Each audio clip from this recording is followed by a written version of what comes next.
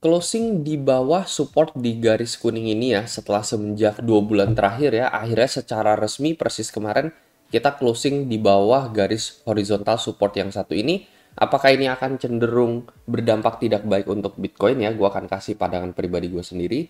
Jadi di grup memang gue udah update juga ya dari sebelum kita menyentuh MA200 ini ya di level ketika Bitcoin masih di level 26,7. Gue ada expect untuk Bitcoin tuh bisa aja terjun sampai ke level 26,2 sampai 26,3 ya. Dan memang kita menyentuh MA200 tersebut lagi nih, persis di sini ya. Terus gue juga ada ngasih outlook untuk saat ini seperti apa ya. Jadi kalau misalnya kalian butuh daily outlook untuk Bitcoin maupun altcoin ya, kalian bisa join grup ini ya. Gue biasanya ngasih analisa harian secara real time market ya. Ini gratis juga, kalian tinggal join grup ini melalui link di deskripsi, kalian tinggal daftar BingX saja dan tinggal DM admin untuk join grup ini. Melalui fitur copy trading BingX, saat ini BingX juga udah memiliki outlook terbaru di mana kalian bisa melihat sejarah copy trader sampai 6 bulan terakhir. Jadi kalian bisa tahu nih, jika kalian follow trader tersebut secara jangka panjang, apakah akan profit atau tidak. Nah, ini kalian bisa lihat ya, see all di bagian sini untuk melihat secara keseluruhan trader-trader yang so far dalam 6 bulan terakhir ini kira-kira profit atau enggak. Kalau market-market yang lain kan paling hanya sebulan terakhir ya. Jadi menurut gua outlook ini sangat membantu dalam memilih copy trader yang baik. Copy trade juga cocok buat kalian yang nggak kesempatan trading atau sibuk kerja, karena semua posisi trade akan otomatis terbuka dan tertutup mengikuti copy trader tersebut. Jadi bagi kalian yang belum pernah CT atau pernah tapi masih loss, outlook 6 bulan ini menurut gua sangat berguna banget buat kalian. Dan kalian bisa coba ini melalui BingX, sekali lagi untuk daftar BingX melalui link di deskripsi di bawah. Nah, sebenarnya memang dari breakout yang kemarin itu kita belum melihat adanya konfirmasi ya. Itu sebabnya kenapa juga akhirnya kita kena reject parah nih. Jadi kalau misalnya kita ubah ke time frame 4 jam ya, sebenarnya sama sekali belum ada konfirmasi karena memang daerah level 27.500 ini emang adalah daerah resist teman ya, area supply yang cukup kuat nih mulai dari tanggal 15 dan di tanggal 18 akhirnya di tanggal 23 kita lagi-lagi nggak bisa berhasil breakout dari level tersebut, akhirnya diterjunkan sampai saat ini ya. Seperti yang gue bilang juga ya melalui grup bahwa ini saat ini kita benar udah mendekati support 25.850 ya. Jadi memang ada chance untuk ngelong dengan strike SL yang ada di level 25.800 ya. Risknya agak cukup sedikit teman-teman dibandingkan rewardnya ya. Karena untuk reward ya bisa aja ini double bottom and then kita malah rebound balik lagi ke level 27 aja itu udah profit lumayan gitu. Cuman memang tetap agak berbahaya ya, karena kalau misalkan kita memang mendekati support seperti ini, biasanya cenderung support ini akan di break teman ya. Belum lagi dari time frame seharinya kita ngelihat terjadinya pattern break dari descending triangle yang satu ini ya, closing di bawah daily candle ini setelah semenjak bulan Maret kita nggak pernah sama sekali teman ya. Yang pertama kali ini kita di tanggal 12 Mei, ini juga cuma nge-wick ke bawah tetapi closingnya tetap masih ada di atas garis kuning yang satu ini. Baru kali ini kita melakukan breakdown di tanggal 24 Mei kemarin ya. Jadi memang ini cenderung tidak bagus gitu ya. Dan memang kita bisa aja gitu ya menyentuh next area support kita yang ada di level 25.000. Karena memang secara weekly sendiri ya kita ngelihat di sini tuh ada semacam support nih ya dari harga rata-rata time frame weekly ya, garis oranye yang kalian lihat ini terakhir kali kita sentuh ini di tanggal 6 sampai 13 Maret ya. Kita melakukan rebound besar setelah itu dan saat ini kita benar-benar udah ada di perbatasan nih ya. Udah dikit lagi udah sentuh nih di garis oranye yang satu ini. Ini kalau misalnya kita ukur ini ada di sekitaran level 25.500 untuk Bitcoin. Ya expect aja di level 25.000 karena ini memang adalah all time high sebelumnya yang terjadi di tanggal 13 Februari dan di tanggal 8 Agustus tahun lalu. Yang saat ini akan berubah menjadi salah satu titik support terkuat juga.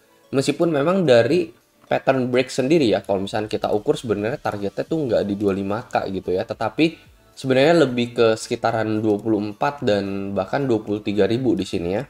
Dan 23.000 ini exactly sitting berada di moving average yang kalian lihat yang satu ini. Di garis biru yang satu ini juga kita lagi-lagi sentuh di tanggal 10 Maret and then kita melakukan rebound besar. Ini adalah moving average 200 time frame satu hari untuk Bitcoin ya. Ini persis ya di tanggal 10 Maret kita sentuh, kita rebound besar dan ini juga ada di level 23.000 ya untuk saat ini ya, garis biru yang satu ini ya. Jadi memang sepertinya ada dua target gitu ya dari weekly-nya sendiri. Memang ketika kita menyentuh level 25.000 ya kita melakukan rebound gitu ya pas performance-nya Bitcoin pas di tanggal 9-10 Maret. Tetapi di lain sisi dari time frame daily kita juga bisa ngeliat bahwa next support ini sebenarnya lebih ke area level 23.000, 22.500 untuk Bitcoin. Nah, kalau menurut gue pribadi sendiri, untuk Bitcoin tiba-tiba ngedrop ke area level tersebut, itu menurut gue chance-nya lebih kecil teman ya, karena memang ada banyak area demand gitu ya, di level 25.000 gitu ya. Bisa jadi kita nge-revisit area ini dulu, and then melakukan rebound gitu ya. Setelah rebound tersebut, baru and then kita eventually breakdown kan dan ke level 22.500 gitu. Jadi kalau misalnya kalian memang ingat ya bahwa gue ada bilang potensi 31.000 ini adalah top untuk Bitcoin ya, berdasarkan performanya altcoin itu sampai saat ini memang gue masih believe bahwa 31.000 ini adalah top selama Bitcoin tidak bisa break di atas level 30.000 kembali gitu ya. Jadi ya kita logic aja di sini ya, selama Bitcoin nggak bisa balik di atas level 30.000, ya 31.000 ini adalah top ya. Once Bitcoin bisa break di atas 30.000 daily candle, yaitu kita akan masuk ke dalam wave 5, yaitu next target entah level 35 ataupun level 40.000. Selama itu tidak terjadi ya saat ini ya kita lebih cenderung bahwa 31.000 ini bisa menjadi top, and then eventually kita udah memasuki tahap akumulasi untuk Bitcoin gitu, atau bakal double bottom sama seperti yang terjadi di tahun 2018 pekan lalu ya, ketika ya kita mengulangi chart yang kurang lebih mirip seperti ini gitu ya untuk Bitcoin ya. Setelah double bottom baru akhirnya halving 2024, and then kita menuju new highs. Jadi mungkin memang ya bisa aja gitu 28.500 ini kita nggak ngelihat ya, karena memang udah terjadi pattern breakdown dari time frame daily candle sendiri ya.